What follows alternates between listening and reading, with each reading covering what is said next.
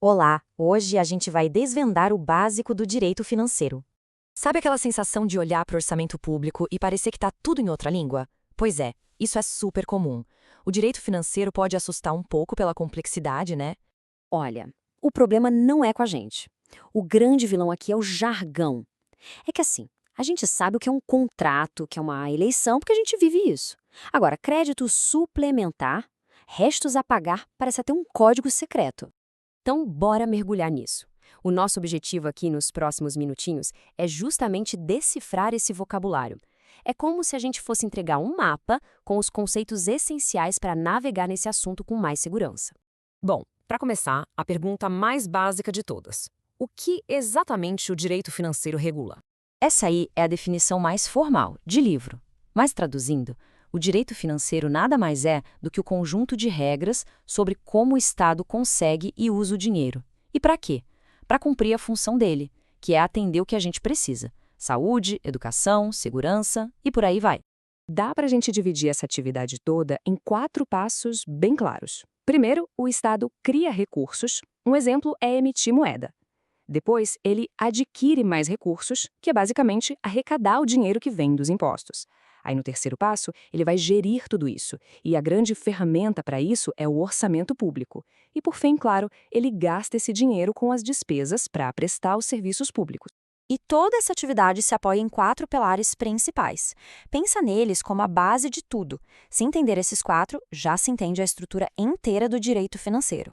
E são esses aqui, ó: orçamento público, receitas públicas, despesas públicas e crédito público.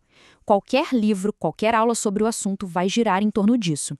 O orçamento é o plano, as receitas, o dinheiro que entra, as despesas, o dinheiro que sai, e o crédito público é basicamente como o Estado pega dinheiro emprestado. Agora, atenção aqui, principalmente para quem estuda para concurso. Tem uma pegadinha clássica. Existe um conceito que todo mundo acha que faz parte desse grupo, mas não faz. E olha, as bancas adoram usar isso para confundir. Pensa um pouco naqueles 4 pilares que a gente acabou de ver. Qual é o grande tema de finanças que parece que está faltando ali na lista? A resposta: o Sistema Financeiro Nacional. E é aqui que mora o perigo. Ele até aparece nos editais, muitas vezes junto com o direito financeiro, mas ele não é um dos pilares da atividade financeira do Estado. É outra coisa, um campo de estudo à parte. Então a lição aqui é: muito cuidado para não cair nessa armadilha. A banca CESP, por exemplo, é famosa por usar essa pegadinha direto. Então, para ficar bem claro, a atividade financeira do Estado são aqueles 4 pilares. Sistema Financeiro Nacional é outra história. Beleza, já vimos a estrutura. Agora, vamos entender os princípios que orientam tudo isso. Pensa neles como as regras do jogo, que todo gestor público precisa seguir. O primeiro, e talvez o mais importante, é o da legalidade. E aqui, olha que interessante, a lógica se inverte completamente. Para nós, cidadãos comuns, vale aquela regra: tudo que não é proibido é permitido, certo? Já para o gestor público é o contrário. Tudo que não é permitido é proibido. Ou seja, ele só pode fazer o que a lei autoriza de forma clara. Sem essa autorização, nada de gasto público. Outro princípio fundamental: transparência. E esse exemplo aqui é perfeito.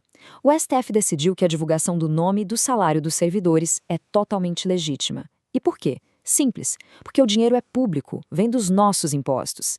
Então, é um direito de todos saber como ele está sendo usado. Faz parte do ônus de ser um servidor público. Para fechar essa parte, temos mais 2 bem importantes. O da economicidade, que, falando de forma bem direta, é a obrigação de não desperdiçar dinheiro. E o da responsabilidade fiscal, que é sobre gerir as contas com planejamento, sempre pensando no equilíbrio e na saúde financeira do governo a longo prazo. Ok, já sabemos o que é, quais os pilares e os princípios. Mas e quem é que cria essas regras todas? Quem tem o poder de fazer essas leis? A resposta para isso está lá no artigo 24 da Constituição. Ele diz que a competência é concorrente entre a União, os Estados e o Distrito Federal. O que isso quer dizer na prática? Que a União cria as regras gerais e aí os Estados e o DF podem complementá-las, criando leis mais específicas para a realidade deles. Tá, mas e os municípios? O artigo 24 não fala nada deles. E aí começou uma baita discussão no mundo do direito. município pode ou não pode criar leis sobre direito financeiro? Basicamente, existem dois lados nessa briga. De um, tem a galera que lê a lei ao pé da letra. Ué, se o município não está escrito no artigo 24, então não pode, fim de papo. Mas do outro lado, que é a visão da maioria hoje, o argumento é: peraí, na prática, os municípios já fazem isso o tempo todo quando criam seus próprios orçamentos. Então eles teriam sim essa competência para complementar as outras leis. E para quem está estudando, o que importa é saber qual a resposta que vale, certo? Então vamos direto ao ponto. Para as grandes bancas de concurso, tipo a CESP, a resposta é sim. Municípios têm competência legislativa em matéria financeira.